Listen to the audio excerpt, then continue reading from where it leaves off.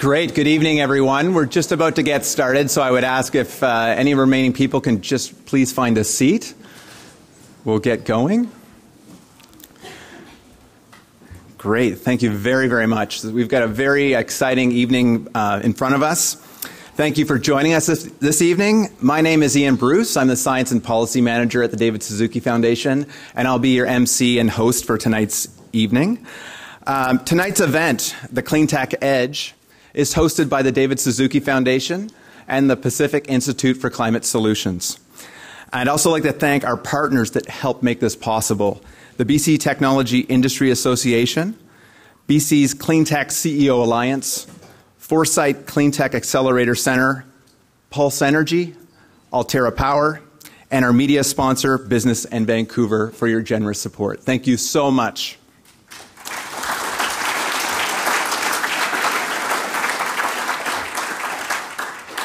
This evening is powered by renewable energy, thanks to Bullfrog Power as well, so thank you.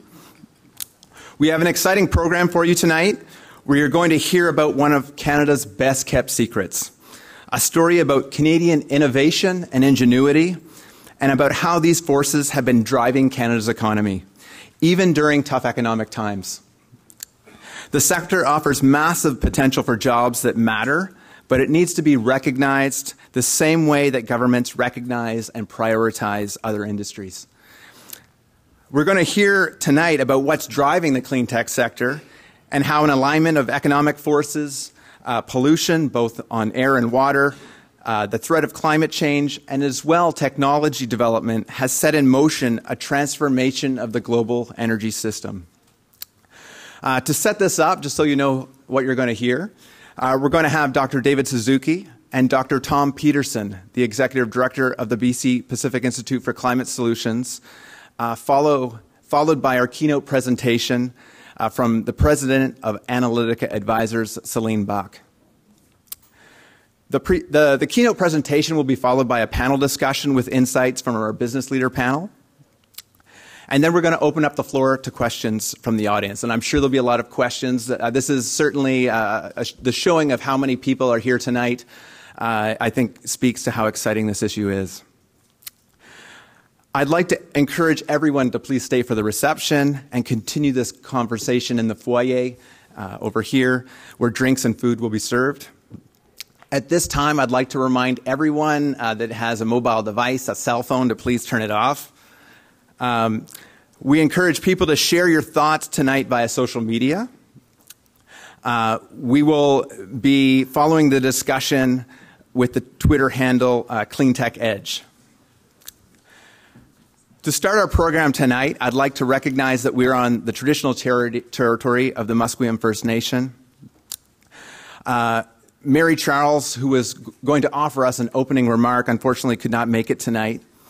But to kick things off, we have Dr. David Suzuki, an award-winning scientist and the co-founder of the David Suzuki Foundation, to welcome everyone. So thank you very much. And here's David.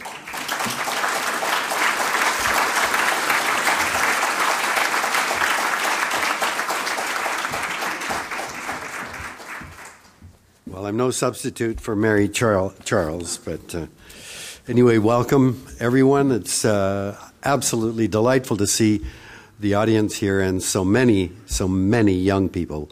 Thank you very much for coming along. I just have a few opening remarks.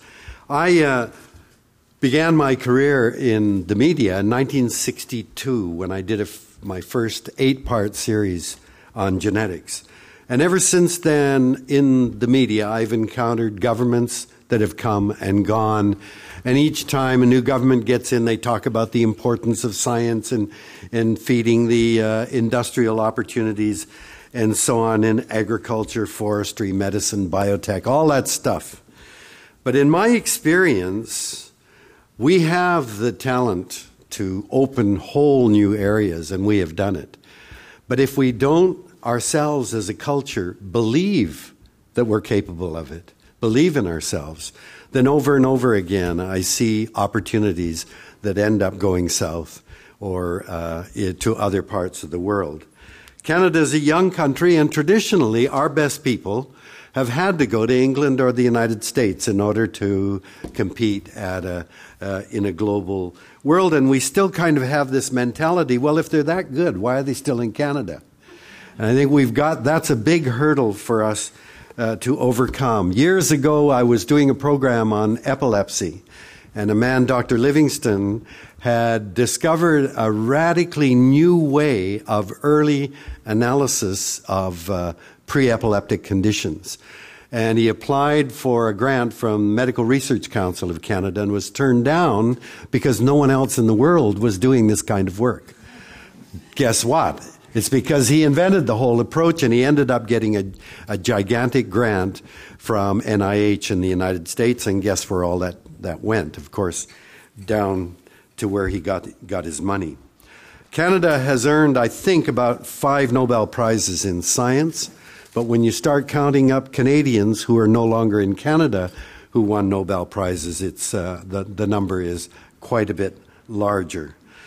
I remember years ago, this was a knock on us at the nature of things. We were doing a program on preservation of old wrecks. I guess that'll be the big thing now with the discovery of Erebus or whatever it was up in the Arctic. But there's a whole science of how you take these ancient wrecks and bring them onto land and preserve them so they don't disintegrate in air. We were down in this rinky-dink town called El Paso, Texas, because there was a group down there, and we started filming, and the scientist there said, you know, why are you coming down here? And we said, well, what do you mean? You're the He said, the world leading guys are in Ottawa. Over and over again, we find, even in the media, that we tend to look south or we tend to look to England, and we don't realize the enormous talent that we have here. And if we're going to be able to exploit science and technology, as we must in the coming years, we really have to have confidence in our own people. We're here tonight, I think, to meet a few people and learn about people in Canada who are at the cutting edge of the kind of technology I believe is absolutely essential as we address issues of toxic pollution, of greenhouse gases, and our enormous ecological footprint. Now, I've often been told during my years as an activist that it can't be done. You know, this is over and over again. It can't be done. And I say that, you know, when I say we have to aim at zero waste, we have to aim at zero fossil fuel use, over and over again, I hear it can't be done. Well, I think that the biggest challenge is overcoming the hurdle of that kind of denial. And I'd like to read you a statement from a long time ago by a man named Goethe in Germany. And this is what he said: until one is committed, there is hesitancy, the chance to draw back. The moment one definitely commits oneself, then providence moves too. All sorts of things occur to help one that would never otherwise have occurred. A whole stream of events issue from the decision, raising in one's favor all manner of unforeseen incidents and meetings and material assistance, which no one could have dreamed would have come his way. Whatever you can do or dream you can do, begin it. Boldness has genius, power, and magic in it. Begin it. And that's what I would say on an issue like climate change. We need to have a vision, but the important thing is to make the commitment and begin it. And let me just close with a story that I was in the United States getting my education in my last year of university in 1957. And on October 4th, 1957, the world was electrified to learn that the Soviet Union had launched Sputnik. We didn't even know there was a space program going. And to our amazement then, the Americans announced that they had a space program in the Army, Navy, and Air Force. Each had their own rockets. And every rocket the Americans put up to be televised blew up on the launch pad or shortly after takeoff. Meanwhile, the Russians launched the first animal in space, a dog, Laika, the first man in space, Yuri Gagarin, the first team of cosmonauts, the first woman, Valentina Tereshkova. And we saw the Russians were very, very advanced in science and technology. The Americans didn't say, oh my God, they're so far ahead we can't catch up. They didn't say, it'll break the bank if we try to catch up to the, it was, what they did was say, we've got to catch up and beat these guys. And they began to throw huge amounts of money into universities, into setting up NASA and new organizations. And even for a foreigner like me in the States, all you had to do was say, I love science, and they threw money at you. It was a glorious period. And then in 1961, Kennedy announced, we're going to go to the moon, and we're going to beat the Russians. And look at what happened. Not only are the Americans the only ones to get to the moon, but all of the unexpected things that resulted, GPS, laptop computers, cell phones, 24-hour-a-day channels, well, maybe that's not so great, but the Americans didn't know what the ultimate solutions were going to be. They just set the target and committed to meeting it. And all of these things, as Goethe said, these unexpected things will come that will assist you and that will lead to other things. And so the important thing for all of us is to seize the moment, the opportunity, and then make the commitment to do it. And I absolutely guarantee you amazing things are going to happen.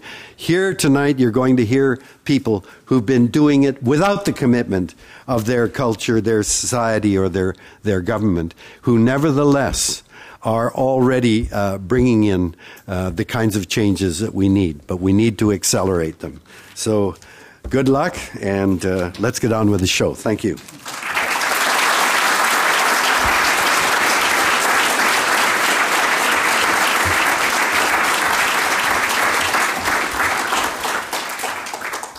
Thank you, David, for your insights and your wisdom.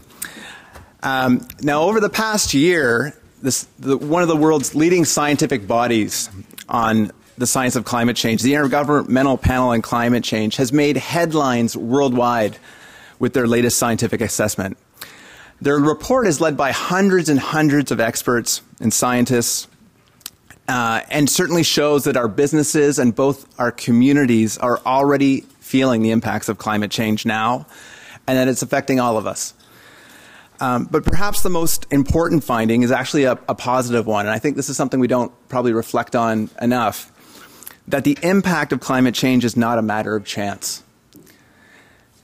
Our future will be determined by the choices we make now to prioritize solutions like clean energy and clean technology and to reduce carbon emissions.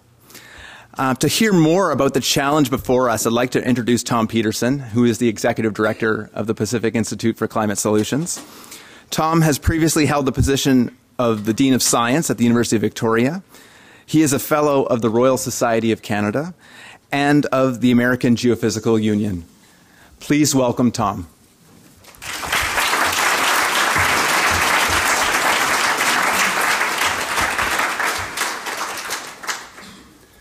Good evening, everyone. It's a great pleasure to see such a full room tonight. I'm really delighted at the turnout here, and it's also a pleasure for the Pacific Institute for Climate Solutions to co-sponsor this evening's event tonight with the David Suzuki Foundation. It's particularly nice to have David in the room with us this evening. I want to set the context tonight, because context is so important to doing what David exhorted us to do, which is commit to a different future.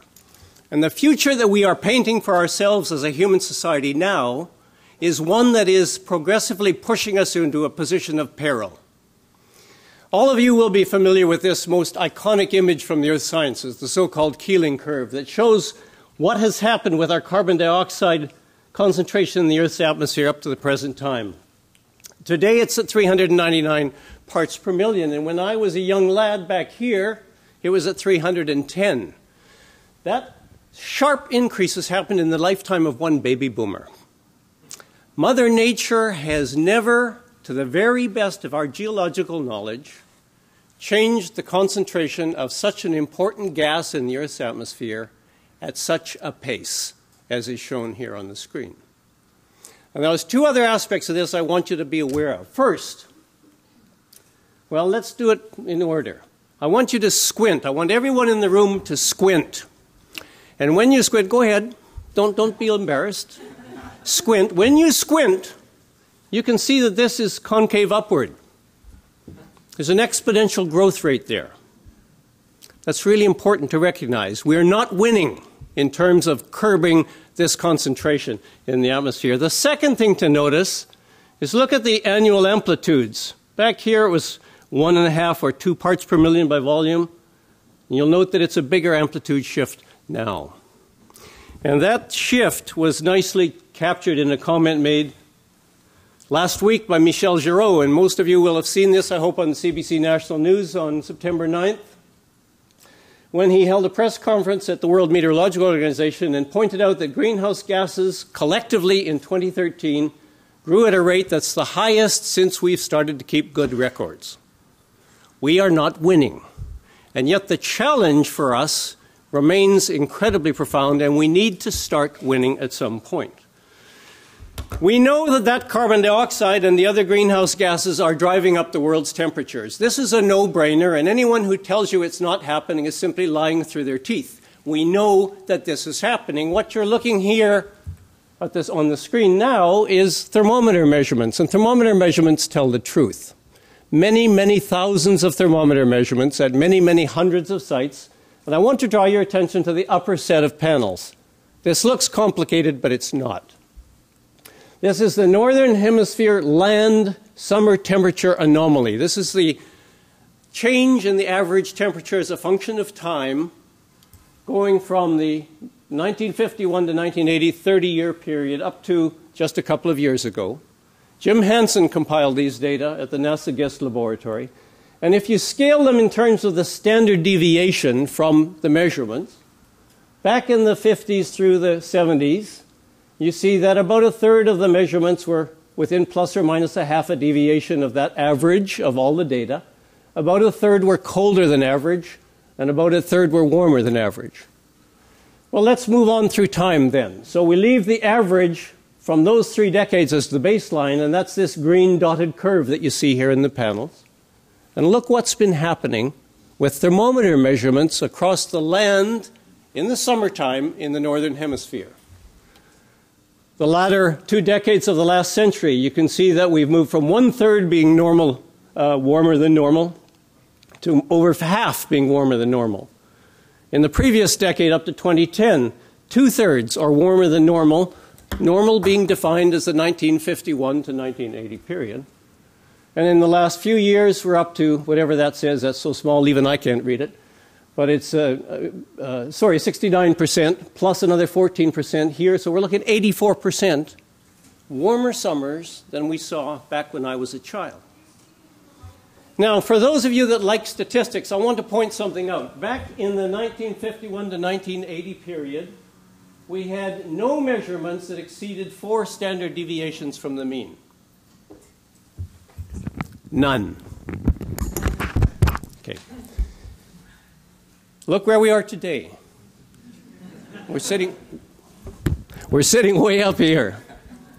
And if you look at the statistics of that, the odds of exceeding 4 standard deviations are 1 in 16,000. And yet, in the last few years, we've exceeded that statistical aberration, if you like, by some significant fraction. We are quite clearly getting substantially warmer than we used to. So what does that mean for the future? Well, I'm not going to go through the whole IPCC report here, but I want to show you a few highlights, or some would describe them as lowlights, as to what we're going to be seeing. We've riled up Mother Nature. You know, the famous paleoclimatologist, Wally Broker, some years ago said that the climate system on planet Earth is a big bear, and we're poking it with a sharp stick.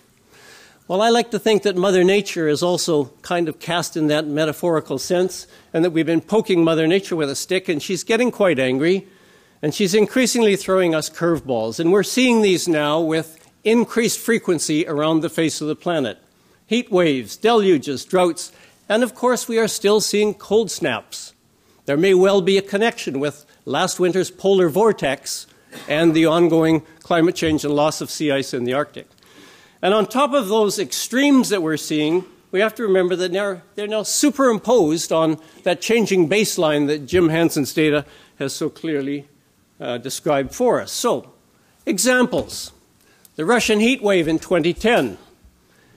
The most intense heat wave in modern Russian history, going back as long as they have records, killed 11,000 people, in excess of the normal mortality rate in Moscow in July and August of 2010.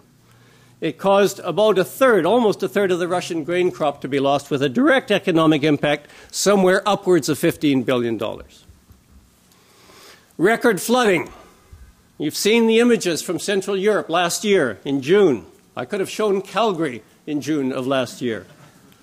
But that also happened in 2006 and in 2002, and each of those floods was a 1 in a 100 year or worse event, 3 of them in 12 years. And the scale of devastation wrought by those floods was substantial, staggering. The insurance claims are staggering. All of you will be familiar with what's happening in California now. The tree ring experts are telling me that it's the worst drought in 500 years, maybe 700 years in California. Certainly it's the worst in the last 160 since precipitation records have been held. This is Lake Shasta, one of the largest reservoirs sitting up here in the north. You can see what it looks like right now. It's at 28% capacity as of last month, and that has not changed since then. So we've got a big challenge in front of us, and this speaks to the commitment that David was referring to in his introductory remarks. We first have to adapt. Climate change is here. We've done it. We need to adjust to it. And then we need to mitigate, and that's going to be the principal item of discussion tonight, is how can we get there in terms of reducing the greenhouse gas emissions that's so imperative now for the future of humanity. Here's an example of adaptation. It can only happen if you have the capacity to adapt. Canada, yes, we can adapt. We can raise the dike around Vancouver Airport so that it doesn't get flooded by the year 2100. That will cost us money, but we have the capacity to do that. In Austria, because of the 2002 flood, the town of Rhone decided it had to adapt to the next possible flood of the Danube River. And so last June, or June 6th of 2013, they ran to their warehouses and they got thousands of aluminum panels and they slotted them into stanchions that they had previously established earlier in the decade. And you can see how close the engineers came to underestimating the height of the wall that they needed to hold back the Danube. Nevertheless, in 2013, the town of Rhone escaped flooding because they were prepared. This was not cheap. It was not cheap. And it requires factoring into things like the price of carbon that we discuss so frequently here in British Columbia. So, here's our challenge then on the mitigation side. We take that Keeling curve, and here's what we have to do. We have to bend it. And we have to start bending that right now. Now, what did you say, David? You said begin. Goethe said begin. We need to get at it. One way we can start very actively to accomplish that needed objective of bending that curve is to say, clean technology is going to be part of this solution. We need to stimulate it. We need to develop it. We need to apply it. Why aren't we conducting a full frontal assault on this issue by stimulating clean technology in Canada? Well, we're going to hear about that tonight from Céline Bak, and I appreciate the opportunity to set the context. Thank you.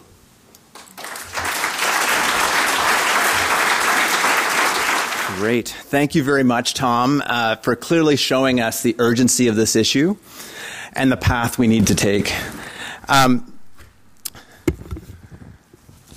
Great. You know, one thing that's certainly very clear is that climate change is not just an environmental issue. The OECD, the World Bank, the World Economic Forum, the International Energy Agency, not a single one of these organizations are an environmental group. yet they've all stated that climate change is the most pressing issue of our generation. World-leading organizations have all agreed that it's an economic issue, it's a food security issue, it's a human security issue. And clean technology certainly is one part of the solution, and certainly a central part. The good news is that we're already seeing leadership here in Canada, especially at the municipal and provincial levels. But there's also been leadership opportunities seized by industry in Canada, and Céline's company, who is our keynote, has made a very important contribution to understanding this sector and providing a picture of what's driving this and why it's important to Canada and how we can maximize the full potential of this sector. It's now my pleasure to introduce Céline, but I'm going to read her bio first. Céline has had an international career that has spanned 20 countries over 2 decades. She has sales and business development for 2 high-growth companies in the tech sector. Céline has advised Fortune 100 companies, and she's founded the Canadian Clean Technology Coalition. Céline regularly appears before Canadian parliamentary commissions to provide advice to the Department of Foreign Affairs and Trade and Development. Céline is also on the Public-Private Evaluation Committee for Genome Canada. Céline's company, Analytica Advisors, an Ottawa-based company, has monitored Canada's expanding clean tech sector for over the past 5 years. It is my great pleasure to welcome Céline Bak to Vancouver to share with us this very, very exciting story. Thank you, Céline.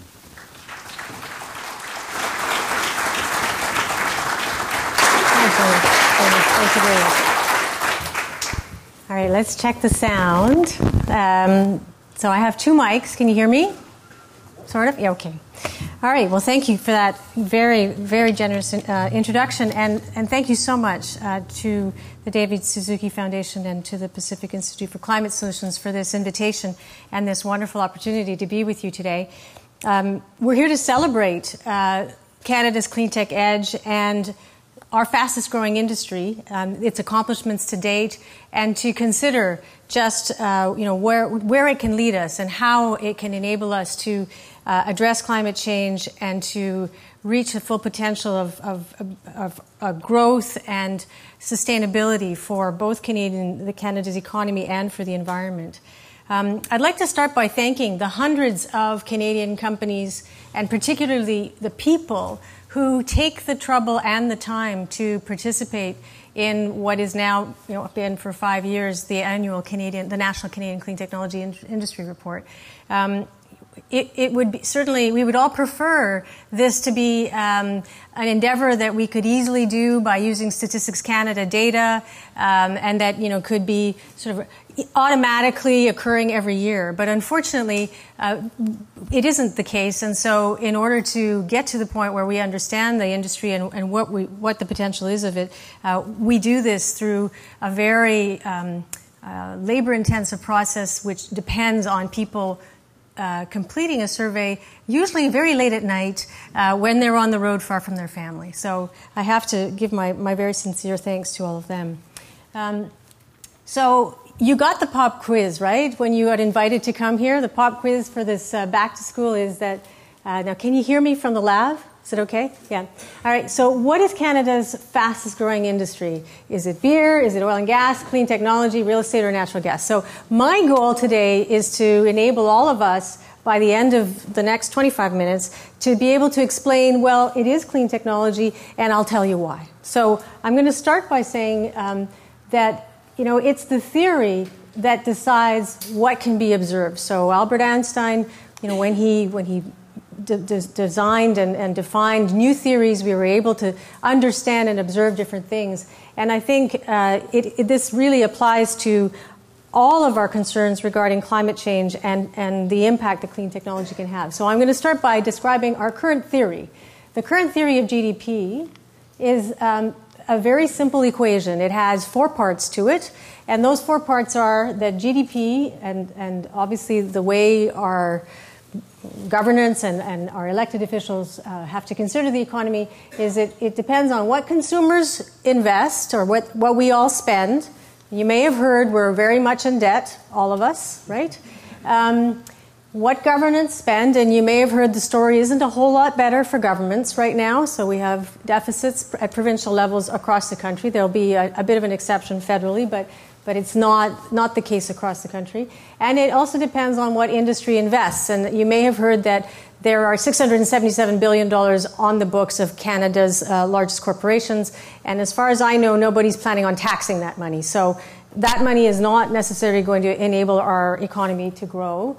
Or even to stand as it is. And so the last piece of that equation is exports. And I think about exports in two buckets to begin with, one which is merchandise and the other which is natural resources. And then for each of those two buckets, I split those out into two. So for natural resources, it's oil and gas and all other. And then for merchandise, it's planes, trains, and automobiles and mystery, because we don't know what's in there. It's still really, for a lot of economists, still a mystery. So if we look at these curves, we've looked at some very important curves regarding the state of carbon in the atmosphere. This is the Canadian economy. So we have here the exports of Canadian natural resources that have been growing at quite a significant pace. And remember that half of that is oil and gas, right? And then we have the growth of manufactured goods, which has really, really leveled off and declined. We've lost $27 billion in exports of planes, trains, and automobiles over the last 10 years. So what that's led to is a current account deficit for Canada and for exports. And remember, we are relying on exports to keep things sort of in balance right now in our economy. So what does that lead to? Well, we've focused an awful lot on the $120 billion of oil and gas exports. So I'm going to talk about some other opportunities that we might want to consider. So 5 things to know about the Canadian clean technology industry. And this is how you'll be able to help everybody pass the test. Right? So first, it's the fastest growing industry in Canada, and in 2012, revenues grew 9% to $11.3 billion.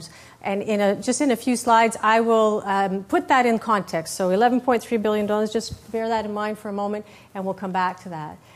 It's near to us all. So unlike some of our other industries in Canada that are really concentrated in a particular geography, we have 800 plus clean technology companies all across Canada. And interestingly enough, we did, we're an evidence-based group. We did a bit of a calculation, and it turns out that Canada produces pretty well clean technology companies by province as a function of GDP.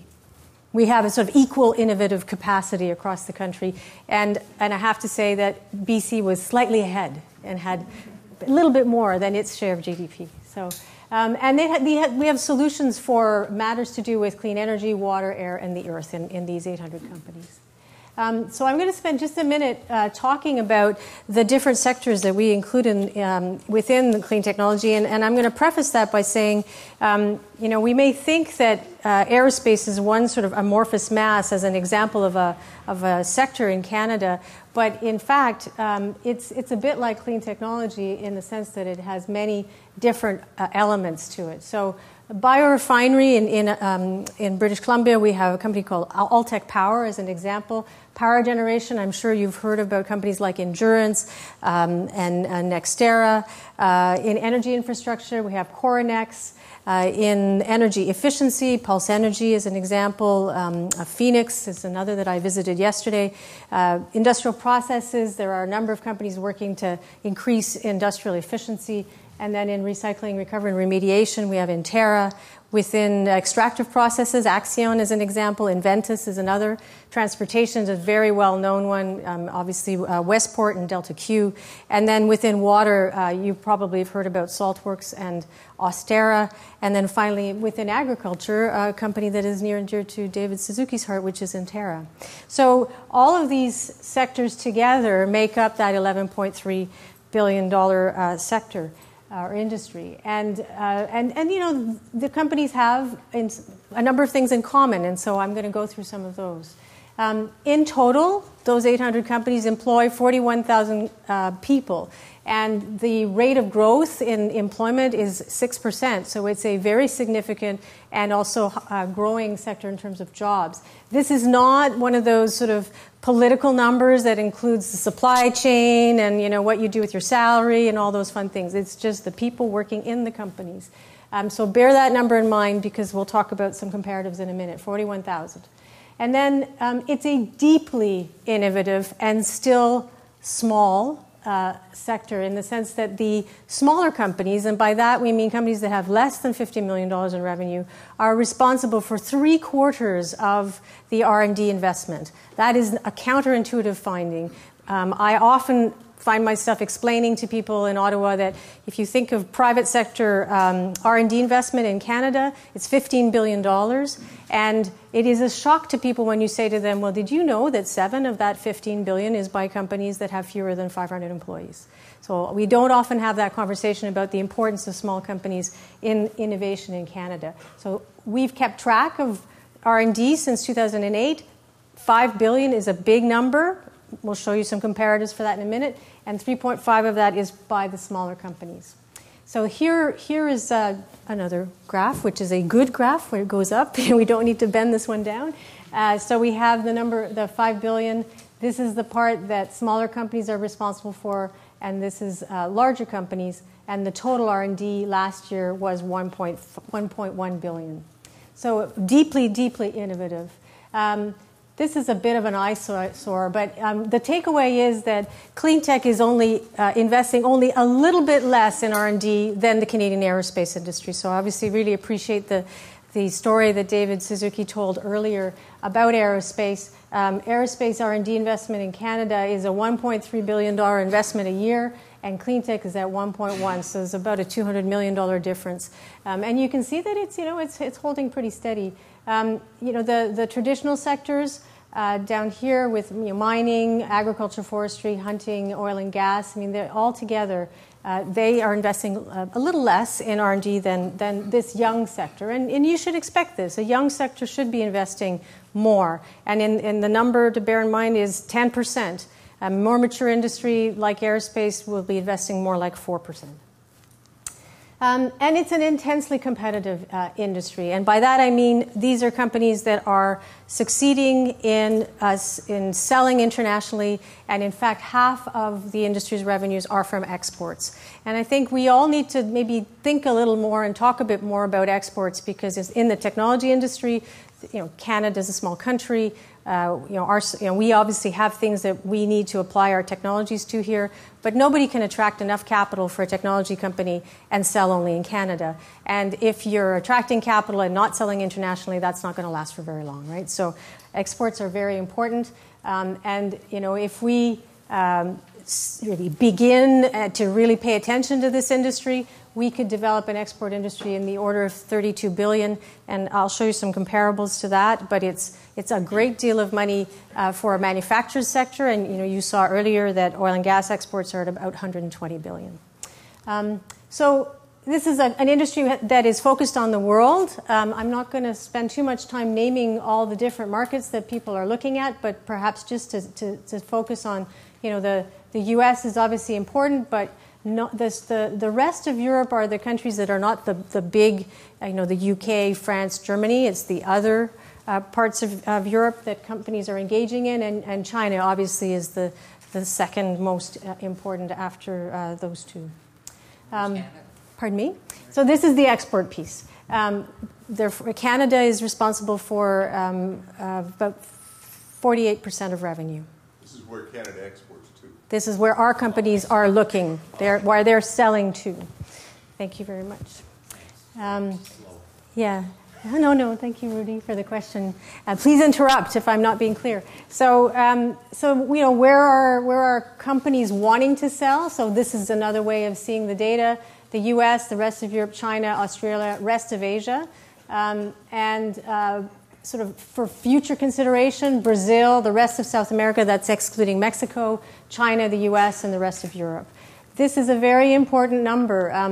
74% of our companies are exporters. The average for small companies in Canada is 9%, right? So 9% of small companies in Canada export. This is a very, very different industry. And I can't emphasize enough that when you speak to economists and officials who are responsible for important things like monetary policy in Canada, it's news to them that small companies can be deeply innovative and completely focused on international markets. That isn't something that we think about, economists, and it's not necessarily the case. I had someone at the Bank of Canada say to me, really, we have small companies that are not making kitchen cabinets? And I said, yeah. They're exporting things that are not kitchen cabinets. These are, their competitiveness does not depend on, smooth border with the U.S. and the cost of transportation. They have entirely other concerns. So I'm going to talk a bit about other industries in Canada and that have been huge successes. They are fossil fuel based and they are important to us and they will probably continue to be. But I thought I'd preface that by saying, most of the challenges we face today are challenges of success, not failure. So here are some of our very successful industries that are manufacturing based. And you'll remember some of the numbers I told you about the clean technology industry. So aerospace, which obviously is a terrifically important industry in this city with McDonnell Detweiler and the important international work that it's done in the space program. It employs 73,000 in Canada. It has about the same number of companies as Cleantech. It invests a similar amount in R&D, and its revenues are not 50% from or 52% from exports, but rather 80%. So this is a very global industry, and its total revenues are $25 billion, 3/4 of which come from manufacturing, and about 1/4 from the maintenance of airplanes. The automotive industry is about 3 times the size as the clean tech industry in terms of employment. It's consolidated, so it has fewer companies, and its revenues are 4 times the size of aerospace. But it's interesting to note that R&D investments are significantly smaller because it's a much more mature industry. It also has global brands. So what would we want for ourselves in clean technology? Well, a vision for clean technology in Canada in 2022 would be 80, 90,000 people working in the industry, maybe a somewhat smaller number of companies because there will be some consolidation. The revenues would be in the order of $50 billion, and we would have significant exports with 80% of revenues from that. So that's a vision. It's a big, bold way of looking at things. If we sort of keep the current sort of way that we're doing things, it'll be about half this. Right? So if we don't name the sector, if we don't make it a national priority, it'll still do fine. It'll grow to be about the size of the aerospace industry. I will say though that companies will be bought. They usually get bought when they're in that $40 to $50 million range, although that number's come down a bit, right? The U.S. comes shopping, and they'll come from all over the world now, because people know Canadians build great technology. But as David Suzuki said, we don't necessarily have the conviction to build the big companies, right? And to make the big difference. Yes? Just to account, you just showed a slide that had Magna showing making the all-electric drive. Yes. Do you account for any of the clean tech that's coming through large companies in your numbers or not? We account for Canadian companies, and so if they're based in Canada, I haven't included Magna's manufacturing of the electric drive, so these would be more conservative in that regard. Yeah, that's a very good question. Thank you. So some international examples to sort of mix it up a bit. Denmark has a very interesting vision. They have decided to move to clean energy, export innovation, but also have an industrialization policy that goes with that. So manufacturing as well. They began with energy self-sufficiency. They then created sort of a regional clean energy market, which they served. I think they took some of the profits from that and invested in their manufacturing and their industrial sectors. What's interesting about Denmark is that they really are convinced about their industry, and they are now starting to provide export loan guarantees, sovereign guarantees for technical risk. We can have a whole discussion about technical risk, You know, Jonathan's smiling. Many of you are smiling. In order for a bank to provide a loan to make lots and lots of instances of deployments, you know, to move from the one or two first ones to 20 or 30 or 40, the companies need access to low-cost capital. They need debt. They don't need equity. They need debt. And unless there are 5 plants that have been operating for 5 years at 8,000 hours apiece, debt is hard to come by, and so you need to have a confidence boost of some kind, and it has to be, you know, someone has to say, okay, I'm going to take the first loss, right? And so that's what Denmark has done. I find it also very interesting that they've chosen to target 3% of GDP in R&D. So Canada spends $15 billion a year in public sector R&D and $15 billion a year in private sector R&D, which is $30 billion, and we have a $1.6 trillion economy, so we're at about 2%.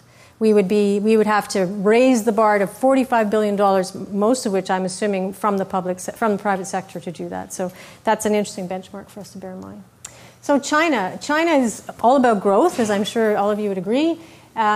They've grown manufacturing and jobs. They've grown exports. They've met their energy needs. You know that China is the #1 country this year in terms of renewable energy. But I think it's also important to know that they too have loan guarantees for exports, and they have a completely vertically integrated approach to industries. So the solar industry and the wind industry are both vertically integrated, and there's absolutely no accident about any of that, right? So it's a very intentional strategy in terms of economic impact through exports and access to renewable energy domestically. So I'm going to tell you just a couple of sort of stories, some narratives, about what I'm concerned about and what we could be hopeful for. So some concerns to bear in mind about the industry.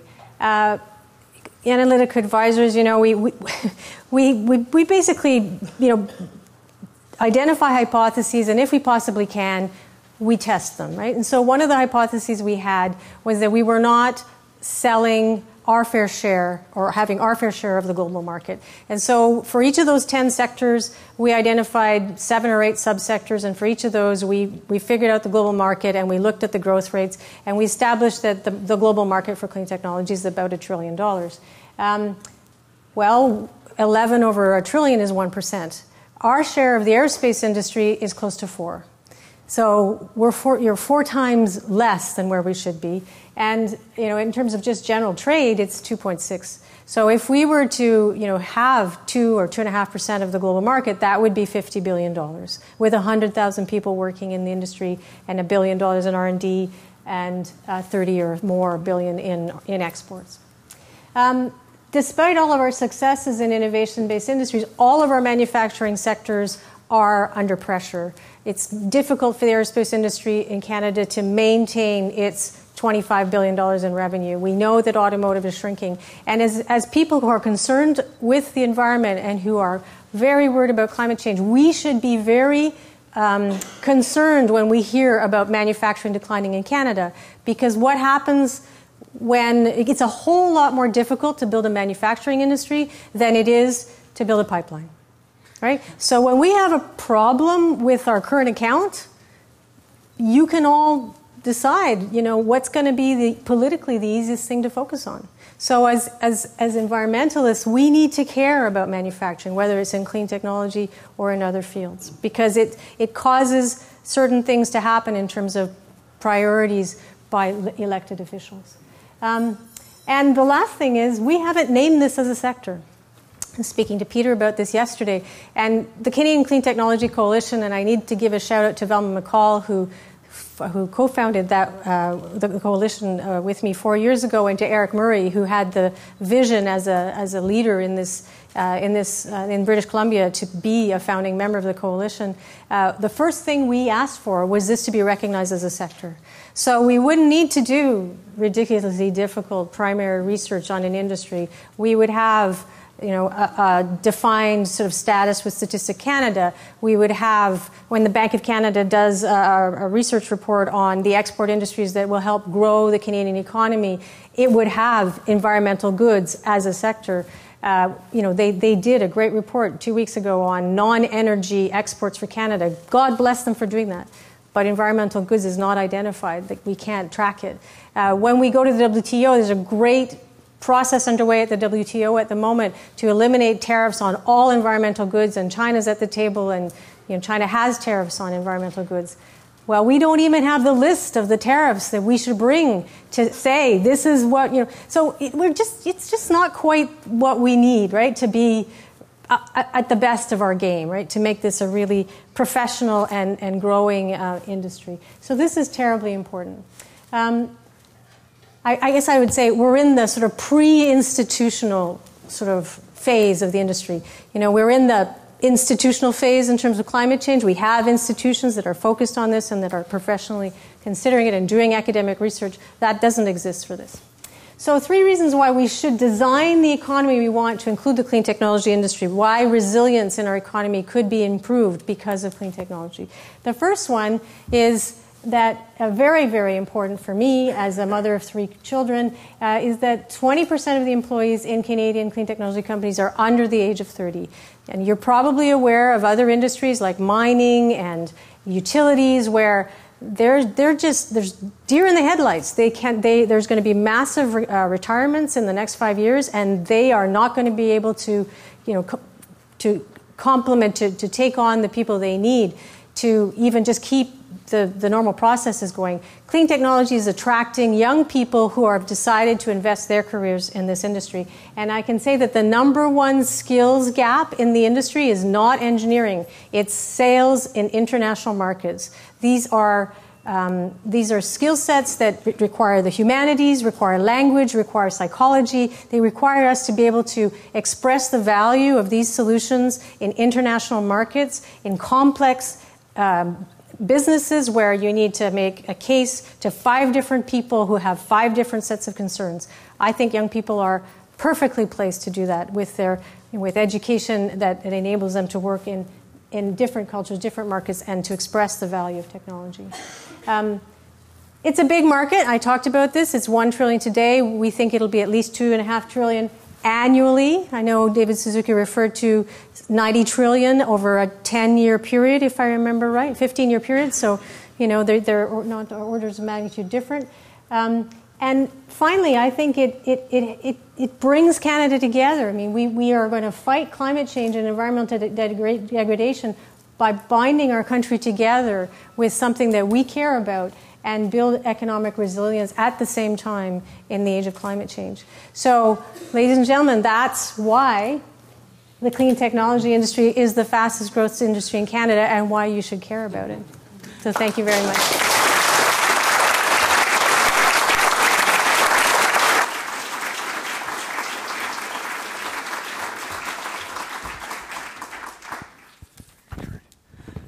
Great. Thank you so much, Céline, for your very informative presentation.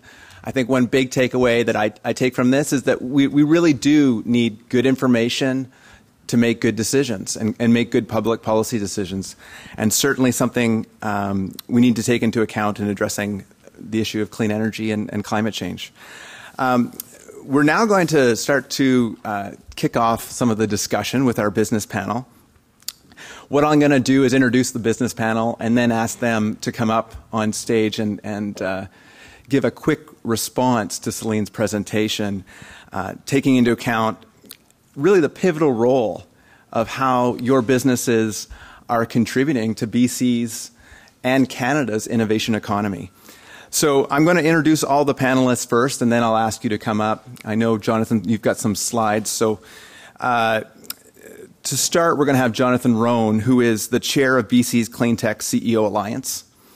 He's also the CEO of Axine Water Technologies. And to note, he sits on the BC Premier's Technology Council and is an advisory board member to the Pacific Institute for Climate Solutions. Followed by Jonathan, we're going to have Ross Beaty, the founder of Alterra Power Corporation, which is a leading renewable energy company. He is a geologist and resource company entrepreneur with over 38 years of experience in the international minerals and clean energy industries. To note, he also serves as the president of the Sitka Foundation, the director of the Nature Trust of BC, and a patron of the Beaty Biodiversity Center at the University of British Columbia. And lastly, we're going to have David Helliwell, who is the co-founder and CEO of Pulse Energy. Pulse Energy is the global leader in energy intelligence for utilities and their commercial customers. And David's career spanned 3 continents and has been focused on the energy sector since 1994. And interestingly enough, I found out after talking to David yesterday, he actually was once a professional windsurfer. However, wasn't very well paid, so he's moved on to do great things. So we're going to hear from these 3 leaders. And first, we're going to have Jonathan come up and really speak to what's going on in BC. So thank you. Jonathan Rhone.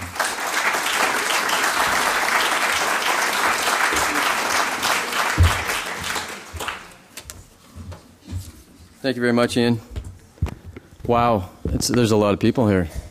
It's great to see so many friends and colleagues, and I really want to thank the Suzuki Foundation for getting us all together to talk about solutions. It's something that's near and dear to every Cleantech CEO and entrepreneur is solutions. Thanks, Tom. Before I get started, Céline, great presentation. Céline Bak, I think, has probably done more to promote and champion the interests of Canada's cleantech industry in the last 5 years. So thank you, Céline. I know many of our CEOs. Thank you for your great work. It's great to see you out in BC. I'd love to talk about my new water tech company, but I promised Ian that I would talk about BC's cleantech industry. But just before I do, I want to just underscore a couple of things that Céline touched on. First of all, cleantech is a really new industry, and it's new globally, and it's new in British Columbia. You know, originally it was really just seen as a segment of the venture capital industry. You know, cleantech venture capital, and even as short as 10 years ago, it was really dominated just by startups, and we've seen this meteoric rise of cleantech in the last 10 years. And it's been bumpy. And, there's been a downturn in the availability of capital. The industry's had to retrench, just like any other tech sector. But today, cleantech is growing up. And really, this again underscores what Céline said, is that it's really permeating virtually all aspects of our economy. And we've got entrepreneurs and companies providing solutions to just about every economic sector, from transportation to healthcare to ITC industries to the electronics industry to construction to mining, and of course to the oil and gas, chemicals, and the power generation markets. Very, very diverse. And as our cleantech market and industry starts to mature, we're seeing a new breed of cleantech companies emerge. And, welcome to Cleantech 2.0. And what this means is that customers and investors are no longer prepared just to pay a premium for green. So what's happening is that startups getting capital have to solve real industry pain points.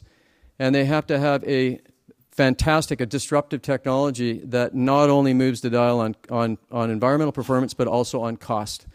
And these are the businesses. So, David, when we talk about, the emergence of this sector and can we do it, we're seeing companies now that are going to be able to reduce the cost of capturing carbon down to less than $10 a ton. It is happening. Companies are getting capital, need to have a solid value proposition. They've got to have a clear path to liquidity. They've got to have real customers paying real, signing real purchase orders, and they cannot rely on government subsidies. Repeat, they cannot rely on government subsidies. So this market is in transition. It's very exciting. It's a very dynamic time for our industry. And BC really does rock for technology and for cleantech. And I need to be really blunt here.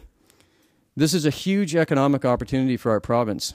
And it's not just an idea. It's real. It's happening. We've got fantastic companies. The market is massive. Competition is fierce. And we're punching way above our weight class. But we can't really talk about the cleantech industry without talking about BC's technology industry in general, because we are part of a larger ecosystem. And this is another well-kept secret. BC's tech industry, and this includes the cleantech industry, information technology, biotech, new media, and all of the sectors, wireless. This sector employs 84,000 people in British Columbia, and over the last 10 years, it's been the second fastest creator of jobs next to the construction industry. It's the third largest contributor of GDP, more than any resource sector. 18 billion in revenue and 4.1 billion in exports. About 10% of all BC's exports come from technology. The Cleantech sector is a subset of this, and a few years ago we teamed up with KPMG to do a survey and a report card. So these numbers are a little bit out of date, but our industry here in British Columbia, there's now, we've counted up recently, the survey is being updated, about 240 individual pure play clean tech companies in BC. Many small. The employment base several years ago was about 6,400. That's about the equivalent to the mining industry in BC. 1.7 billion in revenue, 4.8 billion in total equity invested in those companies. And this is a point Céline made, 65% of these companies are less than 10 years old. So very young industry and high wages. $68,000 average wages. I think my company's higher, and I've got to check. I got to look into that when I get back to the office. But the average in BC is $43,000. So a very diverse industry. And in BC, our vision is to see this grow dramatically along the lines of Céline's vision nationally. Today, 200 companies. 2025, can we double that? Can we get to 10 billion in annual revenue with 400 companies? And a key point here is that we are a service industry. We are part of the supply chain of global industries. And these are examples of the partnerships and the customers that our industry has, from the oil and gas industry, the automotive industry, and the mining industry. And this is just a really quick snapshot. Céline did a much better job than I will, and a much more even job of providing some examples of clean tech companies. So please don't write me if your company's name is not up here. But I tried to pick out companies that are absolutely best in breed in their market. So Westport Innovations, leading in natural gas vehicles. Of course, we've had a fuel cell sector here. Ballard and AFCC are world leaders in fuel cells. Water treatment is a relatively new area, and all of these three companies have raised capital. Alterra is a leader in phosphorus reduction, selling plants worldwide. Saltworks is selling their technology into the oil and gas industry to treat brine water. And my new company, Axine Water, which I'm happy to talk about afterwards, has got a very exciting industrial application for water treatment. We're also leading in energy efficiency, in software, smart grid solutions, storage. David will talk about his company, Pulse, Clevist Energy, Corvus, Tantalus, all world leaders in their fields. Renewables, my former company, Nexterra, world leader in biomass, endurance, wind power, absolutely fantastic company. And Inventus Systems, which is a world leader now in carbon capture and reuse. And finally, the holy grail of Cleantech, General Fusion. I don't know if you saw the TED Talks with Michael LaBerge, but this is truly a big swing and a tremendous opportunity to create low-cost clean energy with General Fusion. So just to wrap up, we're punching way above our weight class. We've got some tremendous competitive advantages. We've got great entrepreneurs. We've got a maturing ecosystem. We've got world-class universities. We've got access to global networks, access to capital, and we've got some very good government support, I would say, that has been steady and consistent. But Céline, when you talk about Finland underwriting technology risk, that's tough to compete against. And I know half a dozen CEOs in the room are emailing their teams to talk about how to set up an office in Denmark. I know I did. So that's my remarks. I'm very happy to be here, and thank you very much.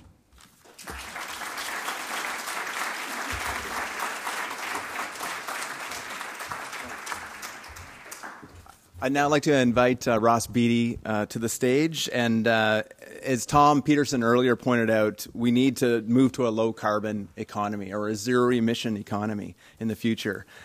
And Ross is going to just give us some insights on how we could do better here in Canada. So thank you. Thank you very much, and good afternoon, everybody. Very interesting, Céline. Thank you.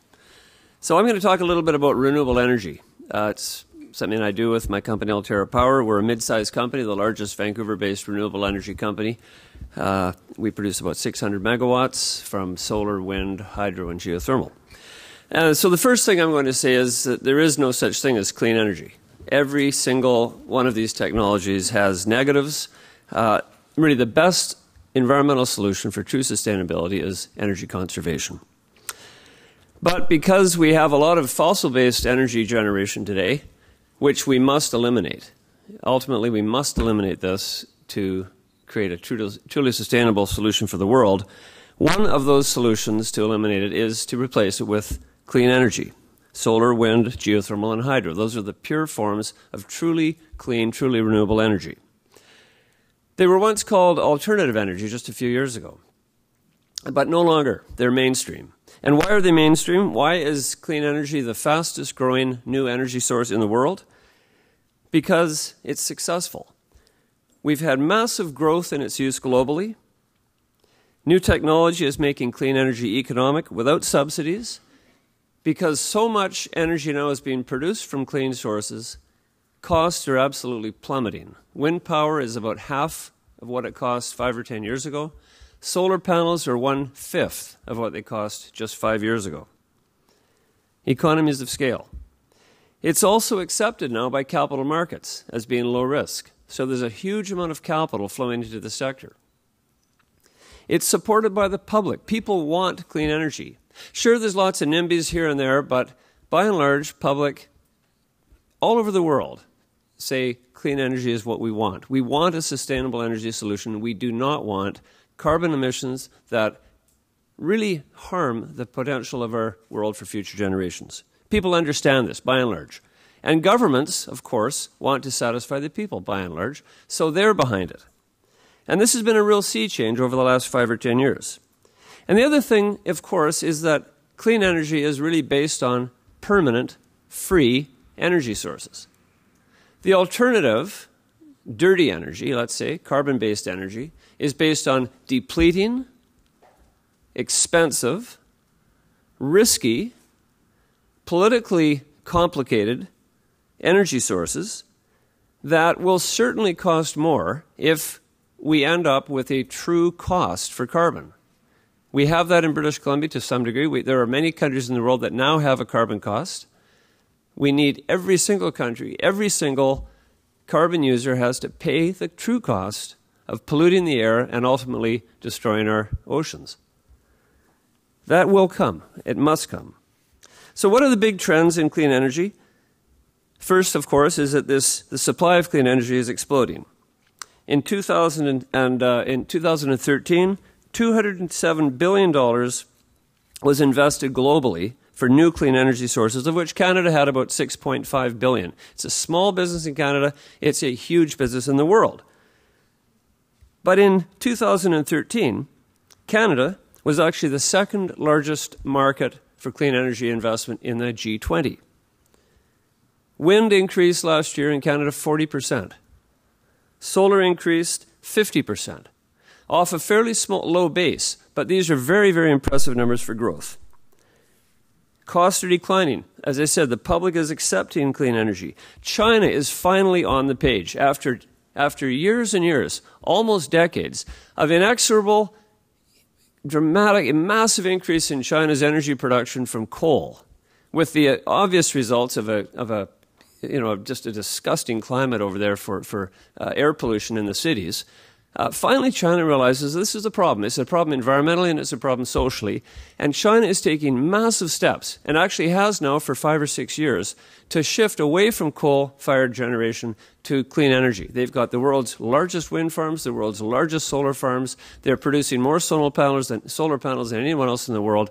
China gets it. You're going to see some amazing innovations in China in the next 5 or 10 years in terms of electricity, generation, fuel sources, types of transportation. They are going to become a great leader. And the other thing that's happened, I think, is a big trend, is you've had consciousness raising in most of the world. And I really applaud groups like the David Suzuki Foundation, the Pacific Institute for Climate Solutions, all of these people, every single one of you, you understand now the need to make this change. This is a big jump in consciousness raising. Even the most conservative Democrats in the U.S., the deniers, you know what? They're not really deniers anymore. They get it. They understand that maybe they were wrong, and a lot of these people are changing. So this is a kind of a big shift. And it's a shift with the growth of clean energy. It is the permanent sustainable energy solution. The fact is that every single wind farm that opens up, every single solar plant that opens up will reduce carbon emissions in the world. It works. Cleaner air, less CO2, and maybe we are going to have that inflection point that Tom was talking about. Let's hope so. So these are the big trends, and of course the opportunities remain big. Embrace the clean tech sector. It's just got giant growth potential. We've heard a lot about that already. In generation of power, transmission of power, storage of energy, and of course, all of those sectors that conserve energy, which I think are even more important than generation sources.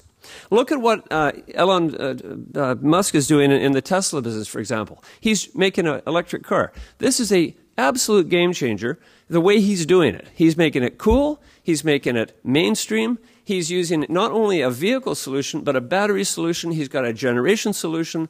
This is a complete game changer. It's an incredibly exciting thing that's happened with vast implications throughout the auto industry. On the power generation side, we've got revolutions in, for example, the photovoltaic industry, revolutions in microgrids. We are living right now in an amazing time where technology is making a huge change. It's a transition period today. Better appliances, better light bulbs, closer generation to the end use, new home and apartment designs, better superconductors, new materials. I could just go on and on again. The sort of things that Jonathan was talking about in terms of some of the companies that are in this space. Well, in my business, the electricity generation business, it's equally exciting. We're living in a transformational period right now from kind of the dark ages of the 100% fossil fuel generation electricity to what I think is a bright new future. I'm optimistic. I'm in the game. I'm seeing these innovations. I'm very excited. And I thank every one of you for being part of this change. Because change, of course, happens from the ground up or from the top down. And I think what's happening today is we've got a little bit of both. We've got millions and millions of people that are demanding change from our government, that are interested and vitally concerned with what's happening, such as people like you today. And we also have government leaders who in large part get it. Not all of them. There's a lot of work that still has to be done in education, but a lot of them do. It's a very exciting time for me to be involved in this business, and I'd like to thank all of the sponsors today for their part in making it happen. Thank you.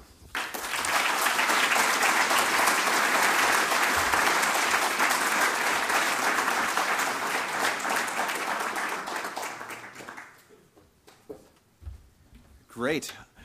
Our next business leader is David Helliwell, who is the CEO of Pulse Energy, and he's going to speak a lot about the success of Pulse Energy and how Pulse Energy has really seized opportunities both domestically and internationally. So, a great story. So, David, please come.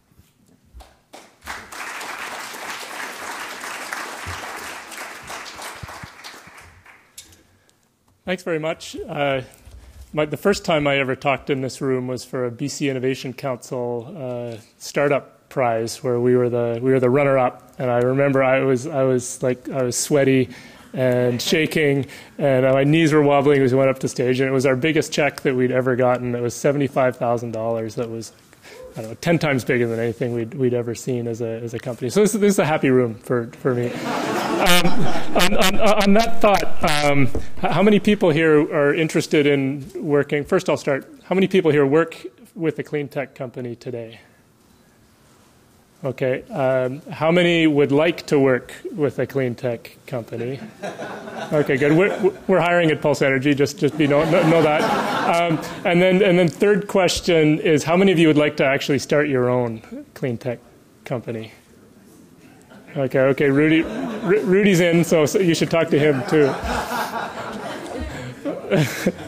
Great. Okay, so I'm not going to talk so much directly about Pulse Energy as much as there are really two main messages that I have about why this is a great place to start your business. One of them is the need for a lot of these technologies, and a great place. Having a carbon tax here actually does help. I find in other markets, being a company that's from a place that has a lot of these regulatory regimes, and just the need in our space of energy efficiency and helping to use energy more efficiently and more productively is a huge global market. The second thing is just the wealth of people we have here, and John did a nice job of highlighting how strong our technology sector is in this ecosystem of, it isn't only clean tech. We're a software company, so we get people from, other companies like Electronic Arts and SAP, Business Objects, those types of things.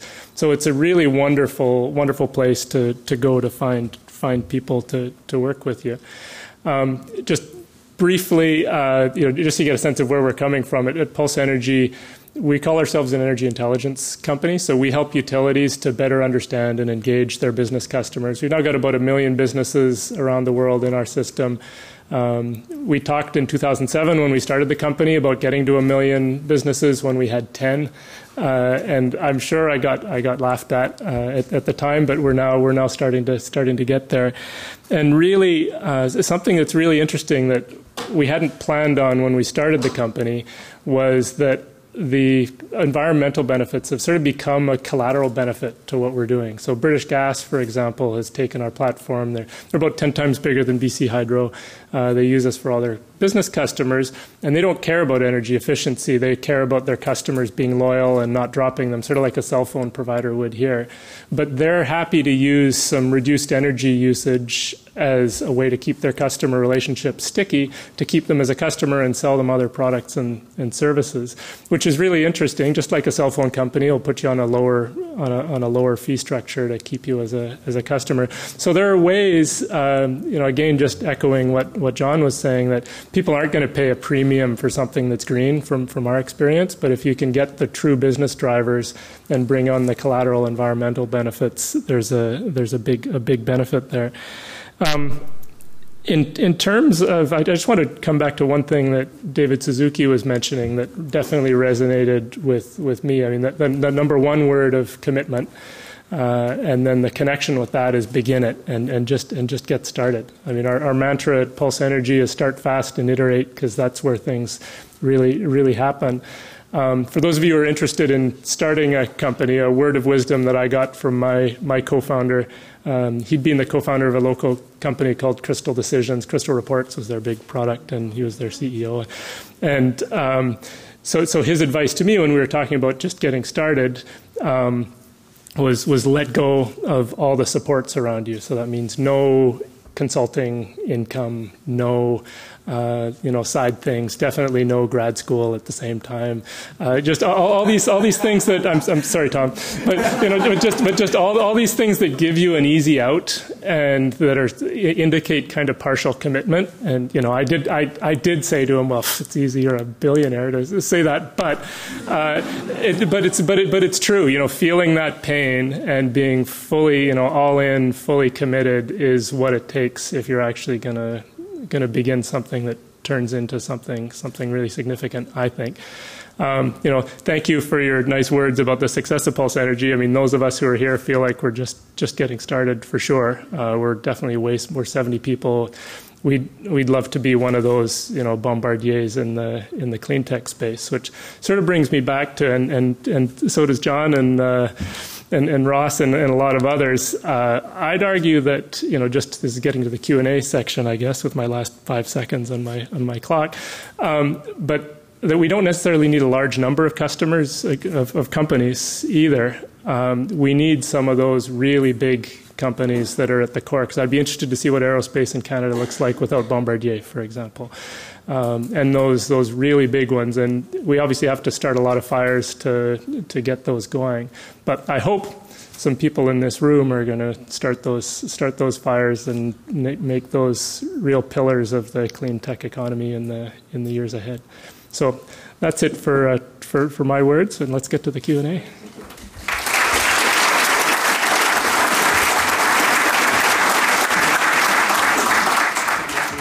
Yeah, if you want to take, I'm just going to invite the panel to make their way up to the stage, and Céline as well.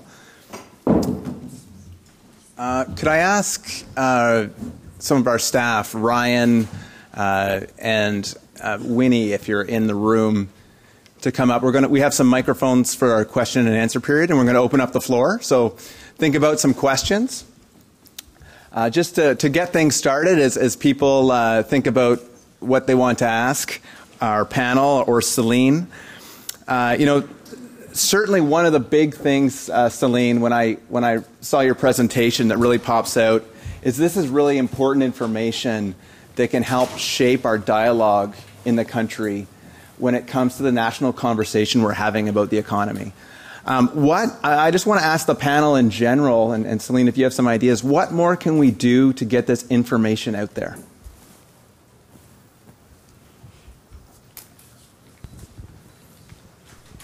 This on? What more to get the information about the clean tech industry? Well, I think everybody should fill out Céline's survey, for starters, so that we've got a national database of information. I mean, I think that's crucial.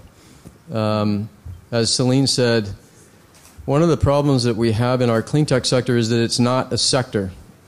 And it is to those of us who work and make our living and raise capital and put companies together, but it's not recognized as an industry by the policymakers.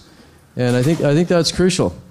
I think in some other countries that's not the case. I know in China, for example, in Finland, in Germany, clean tech is a recognized industry sector. It is not in Canada. So I think we've got to have a strong center of and information base. So there's a plug for you. So if people have a question, just put up their hand. We have a few people with microphones circulating throughout the audience. So if you've got a question, I see one back here. I'd like to just add to that. Maybe better this way, yeah. So, why don't we all, as we, in our daily lives, as we're leaders in the community, whether we have responsibilities for the Boy Scout group or the hockey team or whatever it is that we do with our families and our children, when we plan special outings, and why don't we take some of these young people to visit clean technology companies? Why don't we create, in the chemicals industry, there's a thing called, thank you. There's a thing called Hug a Chemist, Hug a Green Chemist, and it's really an outreach program. And I wonder if there would be a benefit in our doing something like that for our companies. Great. We've got some questions here. I'm Christine with Bullfrog Power, and I was just wondering, you've talked about the transportation sector, the electricity sector, the natural gas sector wasn't mentioned, but I'll add that in there, all of which rely on existing infrastructure. So I'd love a comment on how fast those industries can transition to zero emission, given that those infrastructure constraints or the changes that would be needed. Thanks. Well, hello? Yeah. So, I mean, you mentioned a couple, transportation and power generation. You can have electric cars and clean energy, and you don't need emissions. You can use existing infrastructure for that, for sure. And of course, there's a lot of stuff happening right now internationally regarding that infrastructure that's making it better and better and better. There's a huge amount of innovations going on in electric vehicles, not just the transmission, not just the batteries, but also the switches, the connectors, the ways of storing power and the ways of generating power, from solar cells, for example, during the day, storing that, plugging that into the cars in the evening. There's all sorts of things happening by hundreds and hundreds and hundreds of companies. I don't think the problem is a lack of infrastructure. And there are going to be technology jumps. There's going to be, for example, if we get to microgrids, we're going to be able to generate enough power for this building right here on top of the building. And we're not going to need utilities. We're not going to need transmission lines. That's going to come. And there's going to be all sorts of innovations that I can't even think of today that will be here 10 years from now that are really going to be cool, and they're going to be game changers. They're going to make billions of dollars for their inventors and their companies that are involved in this. Maybe they're going to be here in Vancouver. Maybe they're going to be somewhere else. But there are going to be some amazing innovations because this area, the Cleantech area, is a now business. It's a now thing. It's cool. It's topical. It's relevant. It's important for the world. And it's embraced by all sorts of people, bankers, governments, financiers, because they know the successful companies are the companies that will be great, in the near future. Not the fossil companies, not the old companies that are going to wither and die. It's the new companies, the new ideas. Those are going to be things that capital moves towards, and the Cleantech sector is one of those. Let me take a slightly different tack on your question. I think it's a very legitimate question to say, some of these large conservative industries, how does adoption happen? What's the pace of adoption? How quickly can technology, and it's something that if you're in the technology industry and you're selling a disruptive technology into an automotive industry or a utility or an oil and gas company. I was locked up yesterday with 10 CEOs of a cleantech, of other global cleantech companies, and about a dozen global investors, Shell, Total, big strategic investors. And there's a bunch of guys there who sold technology to the utility sector. And one of the guys said, you know how you can tell if a utility executive is taking a technology risk? He leaps in front of a glacier. And it's, it's just to say that it's very, adoption is a big deal in our industry. And so part of what has to happen is we have to see best practices of adoption. We can come up with fantastic technologies, but if they're not adopted on the pace that we need to have them adopted, it's going to take too long. And I can see some of my friends who are CEOs going, yeah, right. We've all lived that. But Ross is right. There are going to be technology leaps, and there's going to be a massive amount of money made. And if you want to read a fantastic book, there's a new book out called The Coming Resource Revolution, and it's a fantastic treatise on how technology is going to completely transform our resource sector. So, yeah, I guess my thinking is this, can you hear me at the back? Is this working? No? It's yes? Okay, thank you. So at Pulse Energy, we sell to utilities, and I spend a lot of my time with CEOs and executives of big global utilities. And so I'm going to take the market approach rather than the technology approach, because you're right that pushing a technology to an unwilling, very slow customer is going to give you a lot of brain damage. But I see, there's a burning platform here for these utilities. In Europe, the publicly traded utilities lost 500 or 600 billion euros of market cap from 2008 to 2013 due to a whole lot of things of their businesses turning upside down. We're having utility executives who are worried that their whole industry is going to get turned upside down and there will be nothing left for them in terms of breaking up the generation from the transmission to the distribution, who owns the customer relationship. So they're scared, and which is really exciting for us, as business people in this, because finally, it's more than just a glacier. There could be some calving or something at the end of it that's actually going to move pretty quickly. So we're seeing these opportunities as really once in a generation opportunities in the utility space, which is not progressive typically because risks aren't important. And just one thing interesting with utilities, it's only been in the last few years that they've started calling their customers customers. Until now, it's been ratepayers. Right? So you pay us rates, and you may or may not get electricity, and that's fine. So it's a huge change, and with that comes a lot of opportunity. Great. I know we have a few more questions. I have one thing to say.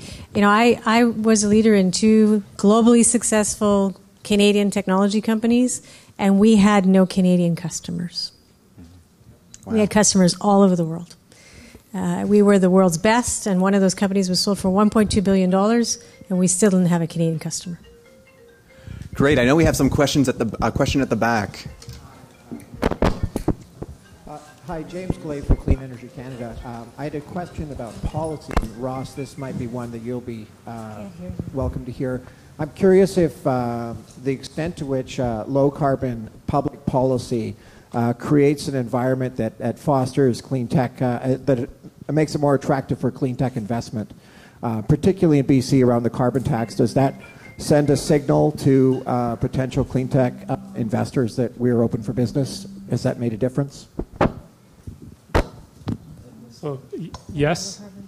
So the question was, does the carbon regulation provide a good launching pad? And so absolutely, I don't know if Pulse Energy would be here. We certainly wouldn't look the way we do if it weren't for, in British Columbia, a combination of carbon tax, the Innovative Clean Energy Fund, Sustainable Development Technology Canada that funded a lot of our initial research and development. Even IRAP with an interest in the types of things that we're doing. Absolutely, it's a big reason why it's a nice counterbalance because there isn't a lot of venture capital in Canada, but the one way we definitely outperform our American counterparts is we get a lot more non-dilutive government investment to help our R&D. Great. Thank you very much. I know we have another question right over here. Following on James's question. So to create that vision for 2022, what's the one ask you need from a policy at a federal level, one ask at the provincial level, and what do you need from the finance community? Okay, so the one ask at the federal level is to declare this a sector and to start building the infrastructure as a sector. I think the one ask at the, actually I'm going to have a B ask, is to intertwine clean technology in all policies. So international development policy, clean technology has a role to play there. When we do bilateral treaty negotiations, there's an environmental chapter, clean technology has a role to play there. When we think about procurement in government, there's a role to play there. When we do innovation strategy, same thing. So that's at the federal level. At the provincial level, I think it depends on the province. I think the need to think about incentives and the time as transitions are made, we should make it easy for investments to be made and for taxes to be foregone until the benefits of those investments have occurred. So, for example, for energy efficiency, if it takes 7 years to get a payback for that, then you shouldn't be paying tax on what you've invested until you're starting to get the benefits. So I'm thinking about incentives and how that gets money to the table. So, I'll just add, just go, go for it, commit. Engage. Every single person in this room has an important role to play. We all are drops. We're drops in the ocean. We can't do anything ourselves, or can we? If we're all adding a drop, the ocean fills up. The bucket fills up. Engage. That's how change is affected. Make your politicians know that you care. Make your employer know that you care. Make your own choices in how you live. This is what is going to affect the change. It's going to drive businesses like ours to succeed in where we try to innovate. So every single person here can make a difference, and I think together it's going to work. I'm very optimistic. I see this happening. I work in many countries in the world, and everywhere I go, I see people who get the problem and who are committed to try to help in their own way to make a difference. So that's my request, is for every single person to engage. Don't be lazy. Don't pretend it's someone else's problem. Get involved. Great. We've got at least 3 questions, so I'm going to ask if we can move as quickly as possible to get as many questions as we can from the audience. A question right here. Are we on yet? Live? Céline really started with a presentation that speaks to these issues in economic terms. And I really think that to get traction, we have to move from pursuing this as an environmental issue and recognize that it's a new economy issue. And I think probably the most striking thing I've read in the last year was a report from IEA, which essentially said we're dealing with 2 economies. The new clean energy economy will see $40 trillion invested over the next 50 years. At the same time, the traditional energy economy will lose $115 trillion in sales. So our challenge is to be on the right side of that equation. We have to be part of the 40 trillion, not stake everything on being part of the 115 trillion. And I think, I'm throwing it as a comment, but how do we get that economic discussion going? Because that's what the voters need, and that's certainly what our Prime Minister needs. I'm going to take a stab at that. I think the people are ahead of the politicians in this account. I really believe that there are still politicians that think that there's a zero-sum game, and if you support clean energy or clean tech, there's going to be a loser on the other end. And I think that's absolutely the wrong thinking. And our industry is based on, just like any other technology, we're a technology sector that targets a certain standard in the industry, and we try to beat that standard to become more efficient, use less materials, use less water, use less energy. And if we don't do it, somebody else is going to do it. But this idea of winners and losers, I think, is still predominant in the political class. And I think that it's up to the people to explain to the politicians that that's not the case, that this is a big economic pie and we want our piece of it. So I think to me, that's the number one thing.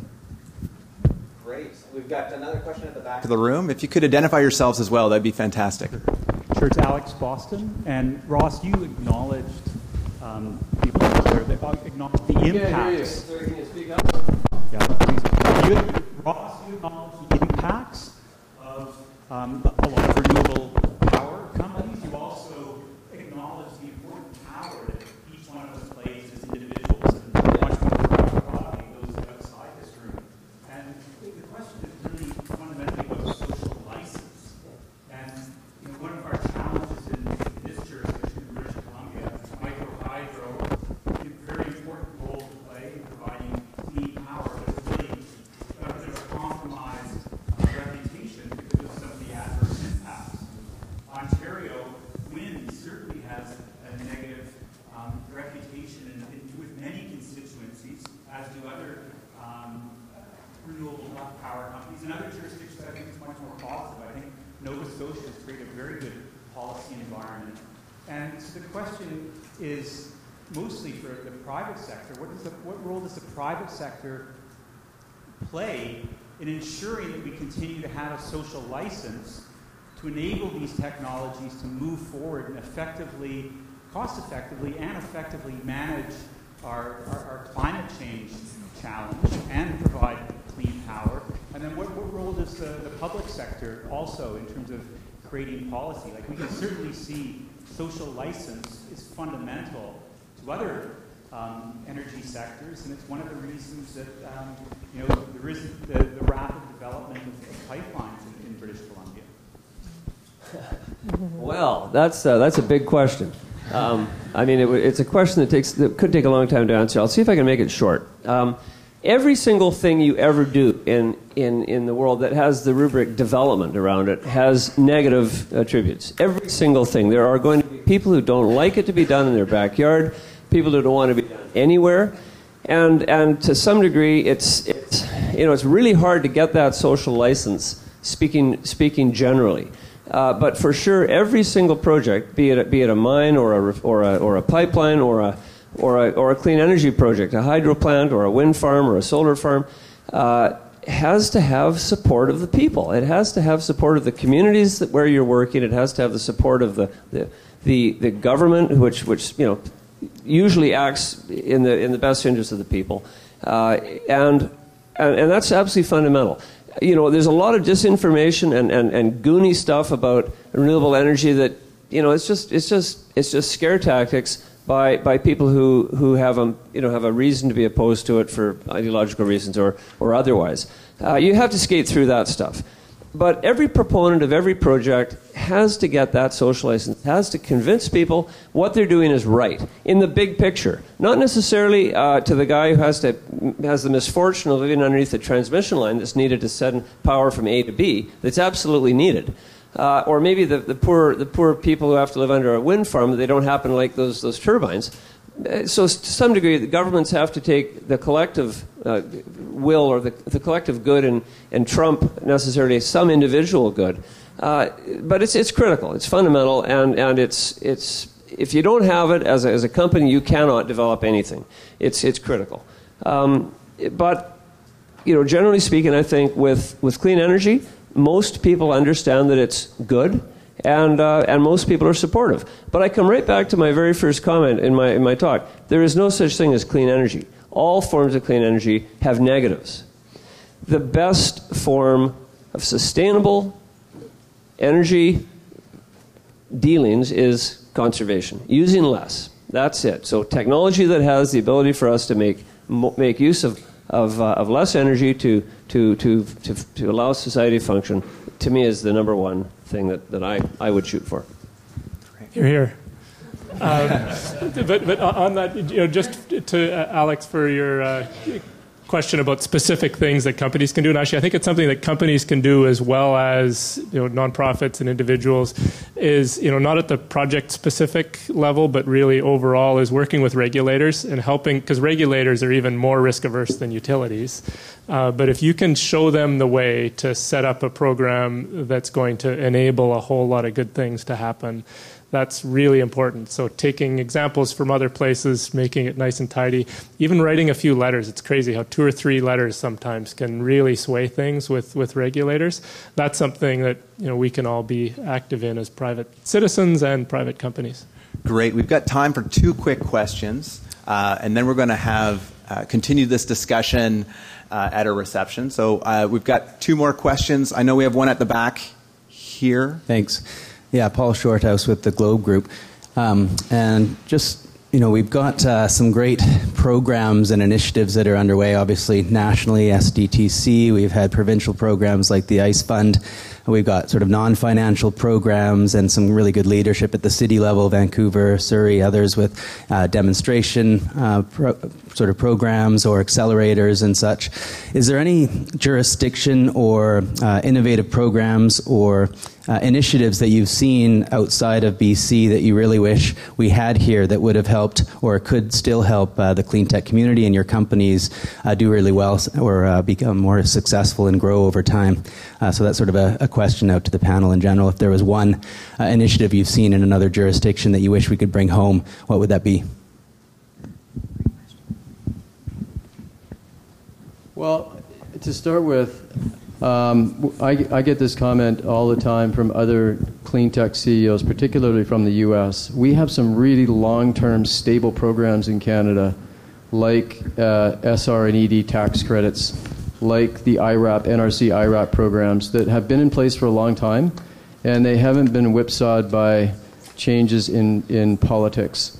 And so one of the things that I think is really important when you're building an innovation sector is to have it takes a long time, and it takes consistent, stable policy. So that availability of non-dilutive capital and tax credits for our industry has been fantastic. SDTC has been another a great program. So those are things we're doing well. Things that we're not doing so well in, and we could borrow from other places. I would say we can do a much better job of supporting our homegrown venture capital industry. We've had a program here in BC called the Renaissance Fund. It had some successes, but it wasn't long term. It wasn't stable. It wasn't consistent, but it did provide capital to some of the local venture capital funds. And venture capital in our industry is the elixir of growth. It's the magic potion that we need to build tech companies. So I think that's something that we need to do. I know people like Greg Cause at BC Innovation Council are working hard and thinking hard about how to make that happen. Something else, as Céline talked about, is our export guarantees provided by EDC. And I've lived this firsthand, trying to take technologies international. They're not competitive with other, and it's just about competition. So when other countries have very aggressive export guarantees to support their technology exports that are more aggressive and offer customers a lot more support, that's a competitive advantage they have. So those are two areas I think we could do a lot better in. Great. I think we have time for one last question. Or actually, I guess we've got one question right here, and then we'll go to here quickly. Hi, my name's Tyler. I'm with Boffo Buildings. I'm planning to start a small business called Sustain Homes. Our goal is to construct homes that are sustainable in terms of energy, food, and water production and usage. And I was speaking with Mr. Suzuki earlier. I mentioned to him that our goal was to construct homes that are 50% sustainable, and he said, Tyler, why are you going 50%? You should be going 100%. So I think I'm going to take his advice, and after hearing some of the stories from all these lovely folks here, I think we're going to go 100% and try to make it happen. A little question, this is for Céline. You mentioned in your presentation the need the need to design economy for clean technology. So just out of curiosity, what do you think companies within the clean tech industry can do to sort of assist with this transition? Well, I think David just made an allusion to, spoke about that just a moment ago. I think we all need to be policy entrepreneurs, which means we need to write letters to people who we think can have an impact on our success. Public affairs, government relations, it's actually in some ways very, very simple, and it's pretty easy to get started. It can get a little complicated over time, and we could go into that perhaps offline. But don't be afraid to write to elected officials about what you're trying to do, and to seek out what regulation is currently in place, and get to know it, read it, find out what you would like it to be, and ask for it. Just as Ross has pointed out, let's just step up and let people know what we want. Great. I'm gonna add something. I'm glad to see you're going for it with 100%. That's awesome. I think there's something else too I've certainly learned this in British Columbia. In clean tech, I think we need to talk less about our tech companies and more about our customers and the industries that we impact. And I think that has real political value, because it's often the tech industry in British Columbia is often seen as a 604 area code, southwest corner of BC and Victoria, and not relevant to rural British Columbia, which is absolutely not true, because many of our customers are in the resource industry and benefit tremendously from the innovation that happens. And there's a lot of tech companies in other parts of British Columbia, not just in Vancouver. But I think it's a common misconception. So I think something we can do is talk a lot more about the impact we can have on traditional industries. Great. We have time for one last question. And over here. Okay. This is Stefan Hoch from the University of Freiburg in Germany, as well as Perspectives Climate Change, a consulting firm specialized in international climate policy. I have a question for perhaps Céline, but also anybody else who would like to add. I would like to follow up on the questions on public policy, specifically on the impact of federal policy on the clean tech sector in Canada. And I want to know specifically what, in your view, is the impact of, let's say, the lack of an ambitious climate policy in Canada, specifically with regard to emission reduction targets as well as a carbon price. And also, as an additional component, the effect of the existing subsidies, not for clean tech, but actually for fossil fuel subsidies, which are totaling several billion. And I would like to know, have you done any research, or do you have an estimate on how much further this fast-growing industry could flourish, if these conditions were met? Thank you. Well, we have a steady state scenario and we have a high growth scenario, right? So the high growth scenario is the $50 billion industry with 100,000 people working in it and 75 or 80% exports. It would certainly make a difference if there was a price on carbon in terms of our making that high growth scenario. Other things that would be vitally important include access to low-cost debt to make the industry grow faster. I can give you some examples. In Alberta, you may be aware there is a wonderful organization called the Climate Change Emissions Management Corporation, which takes the $15 a ton carbon tax from the oil and gas industry and invests it in carbon-reducing projects. And they do so in a way which is quite consistent with SDTC and in a sort of nice sort of ecosystem way. The problem they have is that because the price isn't high enough, you can't attract capital to go from the first instance of that carbon-reducing project to the 100 instances or the 1,000 instances that it needs to be. And so a price on carbon that's higher than $15 a ton is absolutely essential for that, as is most probably some good thinking, deep thinking about technical risk and some ways of tranching that up and having different parties take on that responsibility. I think you're going to see some things being written probably in the next 3 to 4 months on provincial climate policy, and that will lead, I think, to some engagement at the federal level. You probably noticed that the premiers made a statement about the Canadian energy policy and made the direct connection to climate change. That was a massive accomplishment that took years to happen, with many, many people working in the background to make that happen. You may also have noticed that innovation was part of that of the Canadian energy strategy.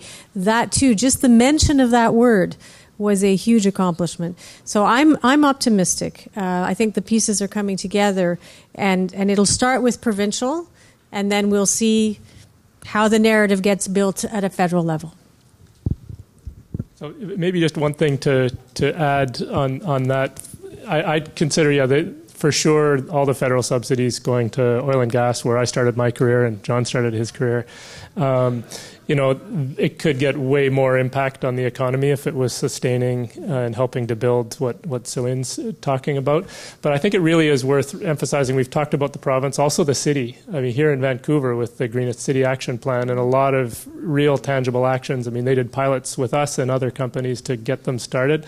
That's a piece of the tapestry that really does matter. So for now we're relying more on the province and the city than federally, but for sure there's room for improvement there nationally. Great question. Well, everyone, I have good news and I have bad news. The bad news is this is the end of our formal program. The good news is there is a free drink ticket waiting for you in the other room to continue the discussion. So I encourage everyone to continue the discussion we're having right now on solutions. And before we go, I'd like to thank our special guests, obviously Céline Bak coming in from Ottawa, and our other speakers for sharing their insights and wisdom. So thank you so much.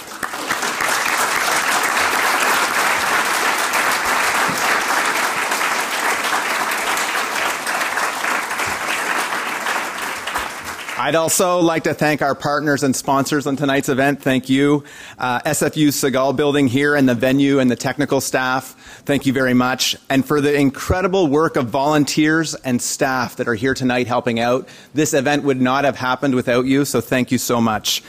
Lastly, I want to thank you for joining us tonight. And these gatherings are critical in advancing a collective response to this challenge of climate change and certainly clean energy. So thank you for coming, and please enjoy yourself at the reception. Look forward to speaking with you.